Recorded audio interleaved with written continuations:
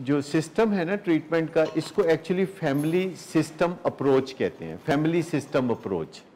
डिलेंसी street का जो है ना कम्युनिटी बेस्ड प्रोग्राम, वो अपनी जगह बहुत अच्छा है।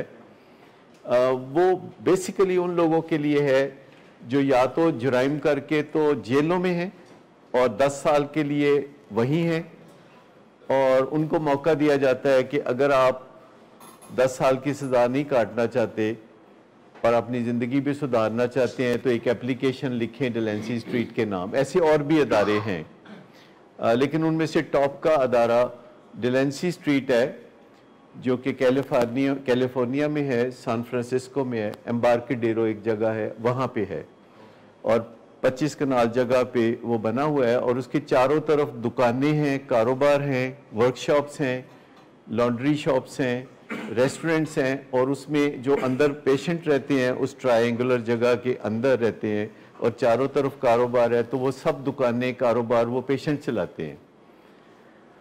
और उसमें से जो बेस्ट कारोबार है जो वो चलाते हैं वो है मूविंग कंपनी।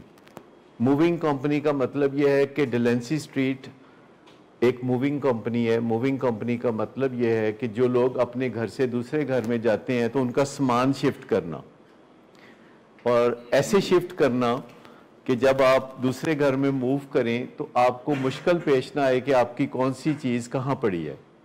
और उस सामान में सारा कीमती सामान भी शामिल है, उसमें जेवरात भी शामिल होते हैं, उसमें हर चीज़ शामिल होती है। तो अंदाज़ा करें कि जो डिलेंसी स्ट्रीट ट्रीटमेंट सेंटर के जो टॉप वर्कर्स हैं वो मूविंग कंपनी का हिस्सा होते हैं। ट्रकों में सामान एक जगह से दूसरी जगह भेज रहे होते हैं, सेट कर रहे होते हैं, फिर रजिस्टर में लिख रहे होते हैं कि कौन सी चीज़ कहाँ पड़ी है, ताकि उस घर में शिफ्ट होने वाले लोगों को कोई मुश्किल ना हो।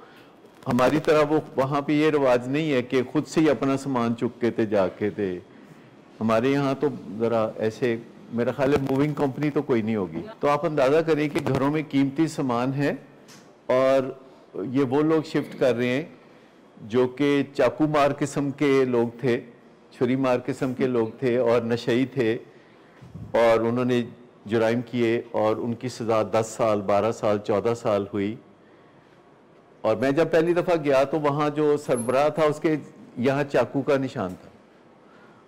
आपने भी शायद ज़िंदगी में कोई ऐसा बंदा देखा हो जिसके चेहरे पे चाकू का निशान, किसी ऐसे बंदे जिसके चेहरे पे चाकू का निशान हो तो आपको देख के थोड़ा बहुत डर तो लगता होगा।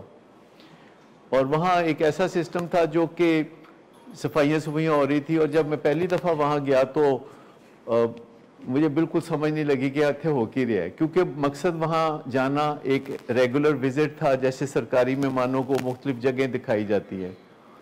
बाद में कुछ साल के बाद मैंने उसके बारे में पढ़ा तो मैं स्पेशली वहाँ गया और वहाँ मैं 10 दिन रहा और सारा दिन उनके दरमियान गुजारना शुरू किया। तो मुझे समझ लगी कि ये सिस्टम क्या है कि या तो जेल से आएंगे या सड़क से आएंगे। और जो सड़क वाले हैं उनका तरीक़ेकार ये था कि वो सड़क से उठ के तो डिलेंसी स्ट्रीट के वेटिंग रूम में आएंगे और वहाँ बैठ जाएंगे 10 बजे सुबह, और उनको वहाँ आके कोई काउंसलर मिलेगा और पूछेगा कि आप क्या चाहते हैं, तो वो कहेगा कि जी मैं सड़क पे हूँ, मेरे माँ बाप ने निकाल दिया है, या मैं निकल गया हूँ, मैं भूखा नंगा हूँ, मैं ड्रग्स करता हूँ, मैं स्ट्रीट एडिक्ट हूँ, तो मुझे आप ले लें। तो उसको कहते हैं अच्छा कल आना, तो उसको कल आने पे कह देते हैं। फिर जाता है तो कहता है अच्छा परसों आना, फिर कहते हैं अगले हफ्ते आना, फिर कहता है 2 बरी और आना।